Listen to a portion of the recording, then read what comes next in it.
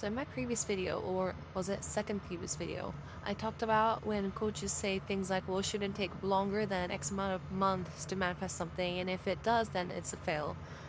So 3 more points add on to that, okay? So first of all, I'm gonna clarify one more time. So if someone comes up to me and asks me, is my manifestation taking too long? Is this too long?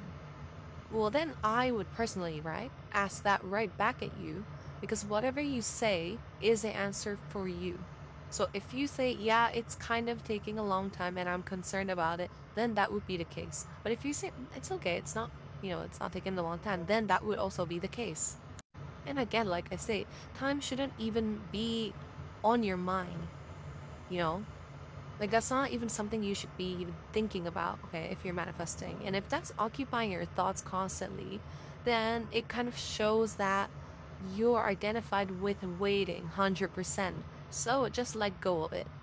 Okay, that was my first point. But another point I would like to bring up on why time is fake and it's really up to you to decide can be explained from the way time is experienced depending on the individual. So think about the time when you were in the fourth grade, right? For example, and a semester is like 3 or 4 months, I think, but they didn't feel like forever. Whereas if you're in college, that may feel a lot faster. The same semester might feel faster for you. And similar to the explanation, right? So I saw people on another platform, not here, another place, talking about their success story on where they manifested a text from their SB. And they said they had to wait for 2 weeks, okay? And everyone was saying, oh my gosh, that is an excruciating amount of time to wait for a text. Congrats. And, first of all, like, of course, congratulations to them. Like, that's awesome. But, like, personally, I felt that was a very quick manifestation for them. Like, in my world, that feels very quick. But the way everyone else was saying is like, oh my gosh, I can't believe you persisted through the 2 weeks. That is so long. But you did it, it was that kind of narrative. Like in my world, that is very quick because in my reality, I considered that fast. But for them, it's like forever. And like in this case, right? Age and environment and maybe things like personality can play a role into how we interpret time. But again, right? Remember, time doesn't actually exist, so it's just how we experience things in the 3D. But it's actually essentially all fake. And the third point, right, that I want to talk about is, I got comments on my last video saying like, yeah, coaches are probably doing it to make you feel like you're doing something wrong so that you buy their course or coaching to solve that problem. And yeah, like while I can't speak for every single coach out there, I can't say that's the case for every single person out there, but I would say that's one possibility. Like the thing is like I wouldn't shame anyone for their marketing strategy actually. Like you do you, but I think my criticism doesn't even come from a moral standpoint.